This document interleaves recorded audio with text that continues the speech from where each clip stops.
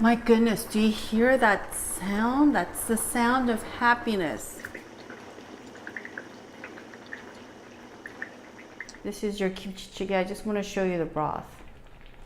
So the broth, it feeds you. So here we go. Can you open your mouth and say ah? Say ah.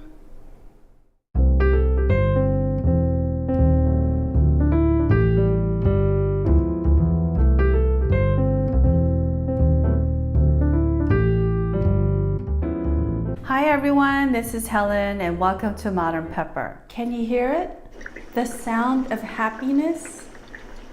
Oh my goodness.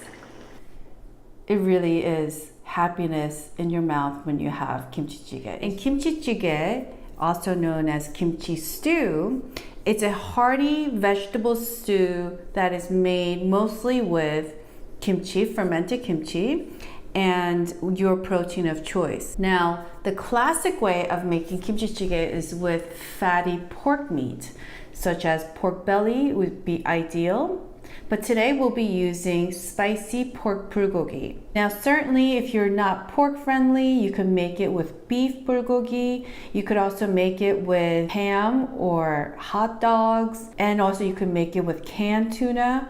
I know it sounds a little strange, but it's actually quite delicious. And for those of you who are not interested in adding anything else, you always add tofu, so that covers your protein. So there's a lot of ways to enhance the flavor of your kimchi jjigae, but first and foremost, you really need to start with good fermented kimchi. Now, if you haven't watched my video on how to store and how to ferment store-bought kimchi when you bring it home, make sure to please check out that video because we want to make sure we're still using fermented kimchi that is still somewhat crunchy and not overly vinegary. So this is a classic dish that is commonly made in Korea. Today we're going to be using spicy pork bulgogi, and the marinade from the bulgogi is going to enhance the taste of the kimchi jjigae. So this is a super easy recipe that I put together that anyone can make at home without having to make a special broth for it. This is a super classic dish that is enjoyed by so many Koreans on a regular basis. So I can't wait to get started on making this with you. Hi there! So before we get started on making our kimchi jjigae or kimchi stew, so I wanted to quickly go over some of the Korean ingredients that we'll be needing. Now the classic way to make kimchi jjigae is with pork and pork belly meat specifically. But today we will be using spicy pork bulgogi. I already marinated this a while ago, and I like to make a whole batch and just kind of put them into small little baggies like this, so I could use it for making stews and other meals. So if you didn't have a chance to watch my video number 4 on how to make bulgogi, which goes over making beef bulgogi, chicken bulgogi, as well as spicy chicken and pork bulgogi, so make sure to check that out. And it also includes mushroom bulgogi for my vegetarian friends. The other ingredient that you need is beef bouillon powder. This is Korean beef bouillon powder called Dashida, and this would be a critical ingredient that we would need to make sure our kimchi jjigae is really tasty. Now if you are planning on using chicken bulgogi or vegetables only, I would recommend getting dried anchovy bouillon, and this is Korean Dashida, 멸치 Dashida, and 멸치 Dashida and sogogi Dashida. These two are staple ingredients in most Korean households. Specifically for this anchovy Dashida, it does not taste or smell fishy at all. It's more of a salt base than something that tastes fishy. So this is a really great flavor enhancer, as well as the beef bouillon Dashida powder. Now for making kimchi jjigae, certainly you could use any pot of your choice. Anything with a heavy bottom would be great. Now this is called tukbaegi in Korean, but this is basically a clay pot, and it's really ideal for making any stews, not just for kimchi jjigae. This clay pot is ideal to use in that after you're done making your stew, and this is also placed at the serving table, so it keeps the stew sizzling hot a lot longer than if you were to transfer the stew into a serving bowl. but certainly this is not a required purchase, but if you have this, it's something that you could use for many Korean dishes. So if you can get one of these clay stone pots at any Korean grocery stores. Now you could also purchase this on Amazon. So if you look in the description box below or go to my website at modernpepper.com, I will have links to purchase these in smaller sizes to bigger sizes that you could order and have them conveniently shipped to your house. In addition to Amazon.com links for these two bouillon powders that you could also purchase and have them shipped directly to your house. So let's get started on making our kimchi jjigae. Hi everyone, so we're gonna get started on making our kimchi jjigae. This dish is a classic dish that is a super comfort food for many Koreans, and guess what? It's also really great for curing hangovers. Yep. It is. Not that I've tried. Yes, it will cure your hangovers. Make sure your clay pot is preheated. We're gonna add a tablespoon of olive oil. Then we're gonna add our onions. We're just gonna lightly saute it. And some black pepper. A little bit of salt. 2-3 pinches of salt. And just saute it lightly. The onions have been sizzling nicely for about a good minute on super high heat. And we're gonna make some room and add our spicy pork bulgogi. So we're just gonna lightly sear it and not necessarily cook the pork all the way. We just wanna get a little bit of a sear mark. Now it has been about a good minute, and we just wanna see a little bit of that brown mark on our bulgogi. A little bit, not a whole lot, just a little. And the key is not to cook it through all the way. As you can see, the juices from the marinade is starting to come out, and that's what we want, okay? So once we start seeing that, we're gonna add our kimchi. This is about 2 cups of kimchi.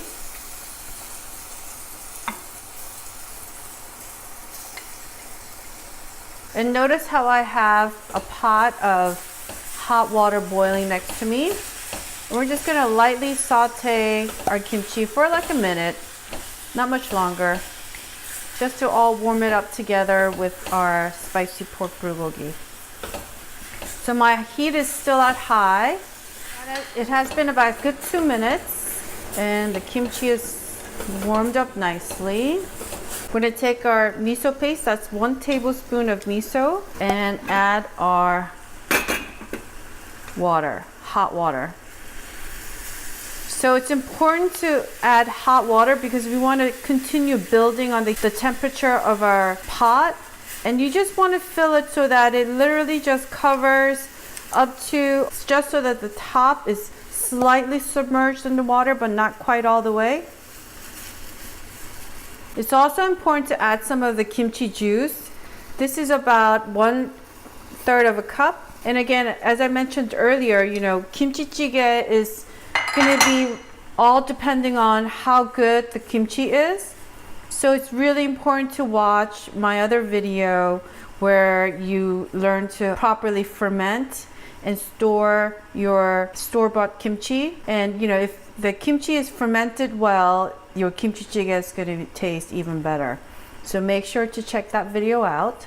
We're going to add our fresh garlic clove. And my heat is still at super high. And then we're gonna add our tofu. Try to submerge it like so.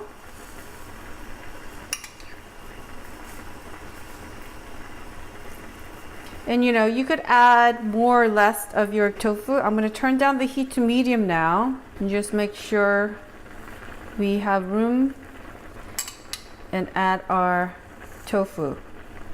Your heat is at medium high now. We're just gonna let that cook for about a good 5 minutes.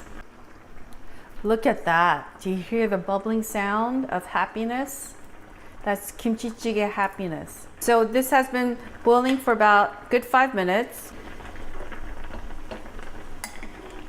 Just moving things around a little bit and make sure a few pieces of the tofu is gonna be tucked under our jjigae below.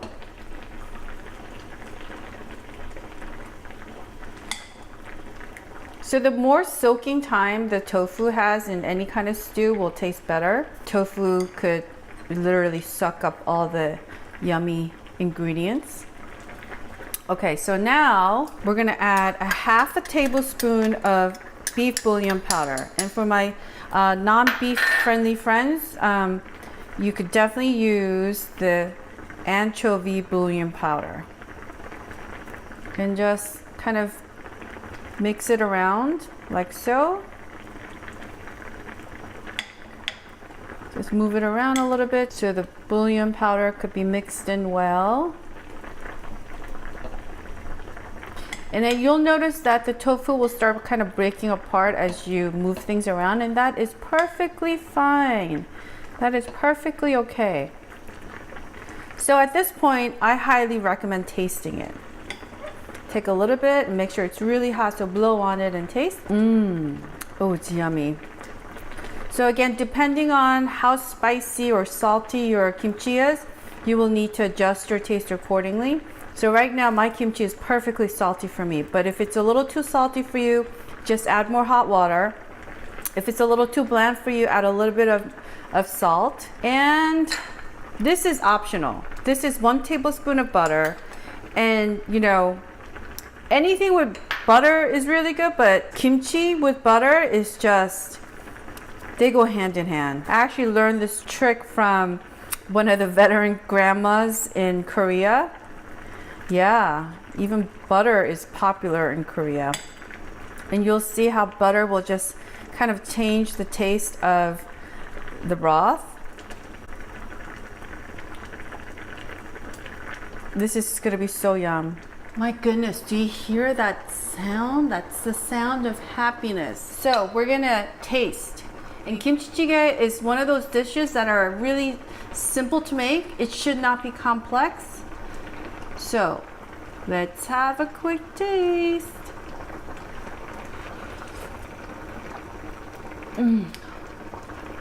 Oh my goodness, this is so yummy. You can't even really taste the butter, but it tastes kind of creamy a little bit, and the garlickiness of the kimchi, and it's perfectly salty so that if you have it with rice, it's heaven. Like this with rice, I mean, you have to have rice with it. So make sure to also check out my video on how to make Korean rice, because yes, Korean rice is definitely different from other Asian rice. So there's a lot of tips that I share with you to make rice very healthy. So you don't just have to have white rice, you could have brown rice, and you could add beans and other grains to the Korean rice, and it will just become a bowl of healthy grains that you could have with this delicious kimchi jjigae. Okay, I'm drooling and I'm gonna go in for a second. And it's not even that spicy. The spicy taste is an aftertaste, but what you taste is more of this like perfectly balanced saltiness with a little bit of garlicky tanginess and a subtle taste of creaminess in the background. Oh, this is so yummy. Now this is our last step. We're gonna add 1 green onion on top, like so, and that doesn't need cooking anymore. So at this point, this is ready. So we're just gonna turn it off, and you get to just enjoy this with your friends and your family, or just enjoy it for yourself. Don't share. This is for you. And if you plan to be hungover, I would make this the day before, so you could have this kimchi jjigae stew as part of your hangover recovery. Or if you want to be a really nice friend or spouse, you can make this for your suffering friend or spouse that is just, you know, in agony of really painful hangovers. So this is a great stew for all. I hope you try this at home. So if you know of anyone that loves kimchi jjigae, please do share this video with that friend. So now that we're finished making our kimchi jjigae, it's time to taste. I've been drooling, and kimchi jjigae is one of those dishes that you cannot have without Korean rice. And yes, Korean rice is completely different from other Asian rice. So make sure to also check out my other video on how to make Korean rice, because Korean rice is actually super healthy. You don't necessarily just have to have white rice. There's brown rice. There's other grains of rice that you could add to, and as well as beans. So it could really be a bowl of really, really healthy grains that you could have. And kimchi jjigae is very salty and it's meant to be served with rice. So I'm gonna have a bite. I wish I could share this with you.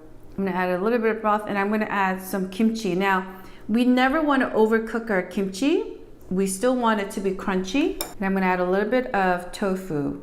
So I'm gonna have a taste.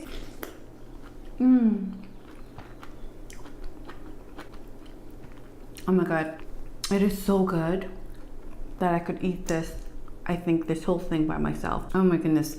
The broth is really hearty, but it has this nice spicy texture, but it's not super spicy where you're like, oh my God, I think I need water right away. But it's subtle, and yet it's perfectly balanced amount of saltiness and garlickiness. And the kimchi is so perfectly cooked.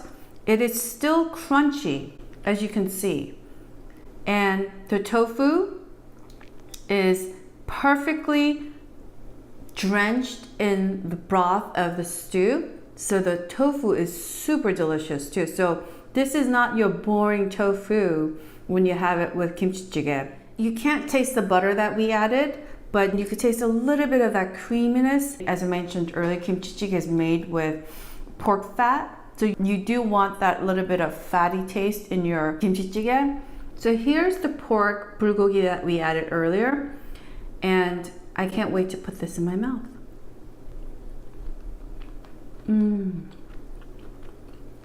The pork is completely drenched in the kimchi jjigae broth. That is just super, super tender. And I'm just gonna have a little bit more of the pork with the broth and some onion.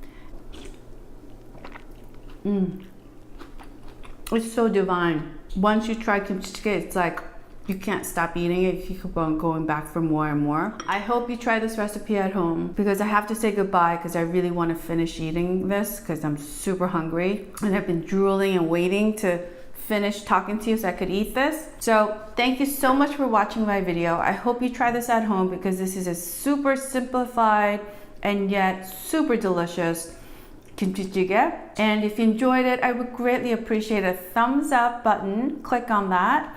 And if you would share it with your friends. And also, I would love to hear from you. So let me know how this comes out for you.